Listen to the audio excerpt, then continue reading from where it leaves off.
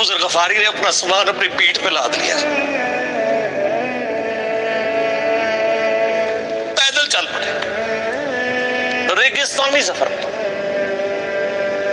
حاکم کی روایت ہے کہ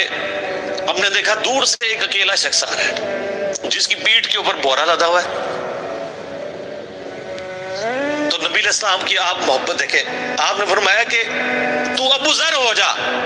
یعنی جو آنے والا شخص ہے تو ابو ذر ہو، یعنی حضور نے خواہش کا اظہار کیا۔ آپ کو نظر تو نہیں آ رہا تھا یہ کون آ رہا ہے، آپ کی محبت، آپ کو پتا تھا ابو ذر غفاری نہیں رہ سکتا پیچھے۔ تو صحابہ کہتے ہیں آپ نے فرمایا تو ابو ذر ہو جا، تو صحابہ کہتے ہیں تھوڑی دیر بعد جب وہ قریب آئے تو ہم نے پہچان لیا ابو ذر غفاری ہیں۔ تو جب ہم نے پہچان لیا نا تو حضور علیہ السلام نے ان کے پہنچنے سے پہلے آپ نے فرمایا ابو ذر کو دیکھو اکیلا آ رہا ہے، اکیلے ہی دنیا سے جائے گا، اور کیا